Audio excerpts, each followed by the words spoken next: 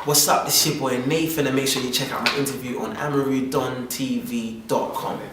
Yeah, StarBoy Nathan. Let me ask you this. Yeah. Go on. The change in name. This may not be it, but I thought maybe this has something to do with like SEO. Searching on the internet because just the name Nathan would be a bit ambiguous. So it's the StarBoy Nathan. What? That was part of it. Yeah. That was definitely part of it. Do you know what I mean? Because people search me. And it's definitely easier to search. It's more defining. Do you know what I mean?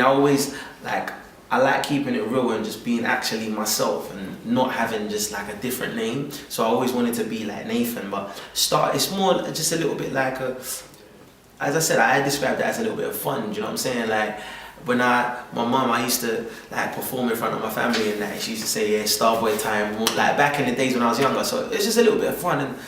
And I just wanted to kind of inject that into it, and as you said, like the search purposes as well, it is easier. I switched my Twitter name is StarBoy Nathan, Facebook name is StarBoy Nathan, and it's just easy. People type it in, Diamonds comes up, the new single and that, so it definitely does help.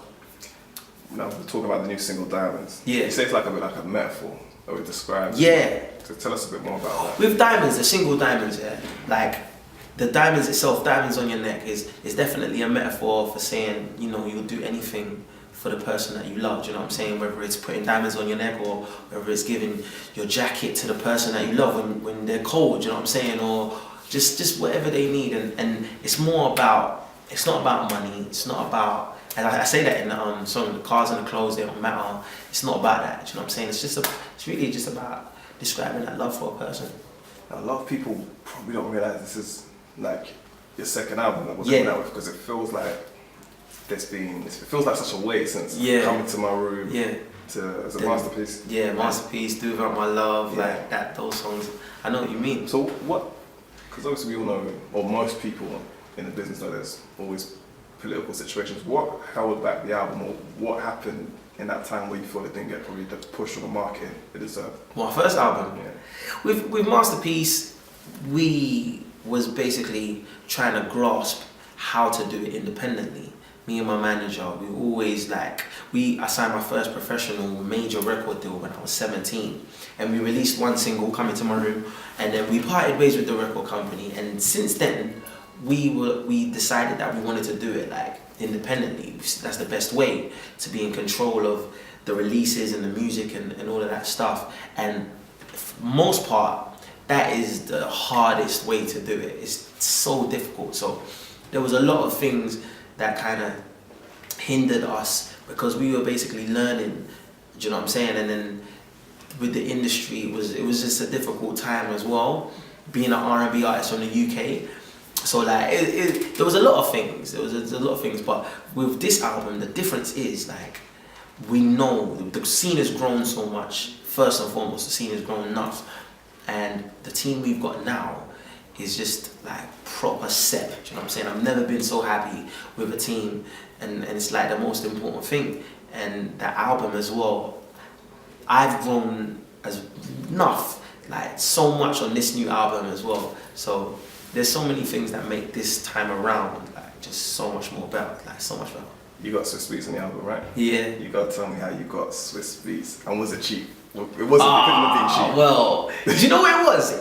It's worked out. I'm not gonna say it was cheap, not cheap, but it worked out well. It worked out well because originally after my first album, in 2008, I released the first album in Japan as well, and then I decided in making this next album, I wanted to kind of branch out and grow as an artist. So one of the opportunities that came away is to go to America to work as a writer, and Swizz Beats, because he heard some of my stuff and he was like, yeah, come in and write some songs. And I wrote a couple of songs with him, and it was an amazing experience. Were you in the studio together? Yeah, he's an amazing guy. He's like a genius, man. When it comes to music, he's just on point, and fashion and art as well. Yeah. So it's mad. So I was enjoying it, made a couple of songs. One of the songs is even going to be on the album. But mainly when I was over there, I was working as a writer, just trying to get better. Do you know what I mean? Working with different people. Angela Hunt, who wrote and produced Empire State of Mind and Wall Street, He was a producer in Atlanta who did Caught Me Slipping with Flow Rider for me and that. And so I was just working with different people as a writer, and obviously I missed being an artist. But when I was in America, it was like I was starting again. It was like I was a new artist, and I just had to prove myself over and over again, and I was feeling that. But then in saying that now, talking about the Flow Rider Connect, like, was that an actual official single, or was it just a warm up? It was more of a warm up. Like, it was more just to let people know that, yeah, I'm definitely coming back. I still make music and I'm an artist still. Do you know what I'm saying? Because people, he's like, where are you? Do you know what I'm saying? I'd come back to England for like just to see my family, because I love my family now. So I'd just come back for a little while and do 1 or 2 shows here and there. And they'd be like, where are you? Where's your new stuff? Like, what's going on? And I was like, yeah, no, it's true, man. I need to know. Do you know what I'm saying? I've been away for too long. But I feel it was like a necessary growth as well for me as an artist.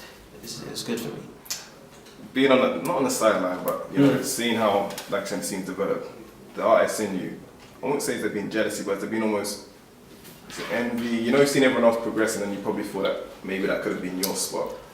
Nah, do you know why? Because first of all, I don't think the spot that I had has been taken. Be clear, okay, yeah. First of all, but not in like a competitive way, just because what I was doing and what I plan to do, still no one has done in the UK. So like, I didn't see like an envy or anything. What I did feel was happiness that like before there was a time where people would be releasing good songs, like with good packages, good albums and stuff, and weren't getting the recognition that they deserve, weren't making the revenue, people just weren't hearing it, it wasn't getting played on radio and stuff.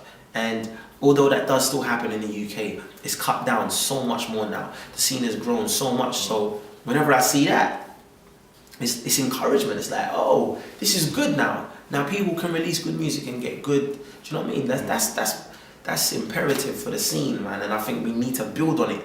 It's not just the way it is right now is the best, nowhere near. Like, it can still get 10 times better. So we just need to continue. And even in R&B with me, likes of me, Tele Riley, Loic Essien, and people like that, Jay Warner, all of these R&B singers like got unified, just like how the grime scene did. Loads of collaborations and just kind of take it to the next level. You're saying that you on gigs this album, right? Yeah. Tell me how that came together. We connected through a mutual friend, and I linked him. I was like, yeah, man, I'll do it. He was on it. He asked me to do it, and I was like, definitely.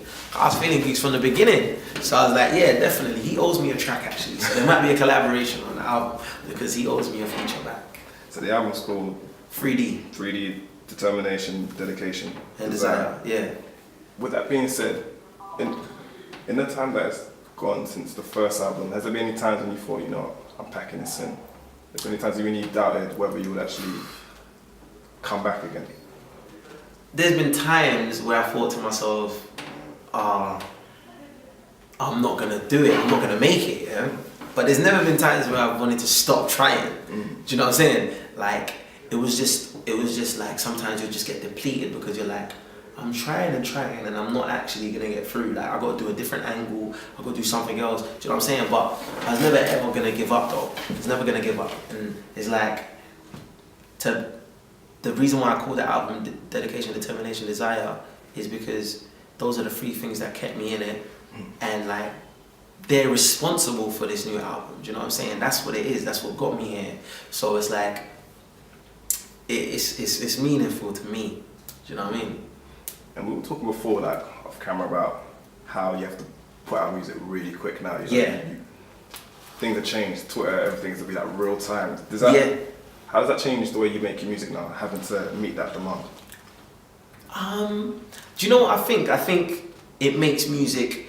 It's got good points and bad points. I think it makes your music very real time. It makes it very current. You got to do what's now. Do you know what I'm saying? Which I think makes your music suffer a little bit, because when you do that, it's harder to make timeless music. True. Yeah, and every real artist wants to make timeless music that you can play today, tomorrow, next year, and 10 years from now, and 20 years from now.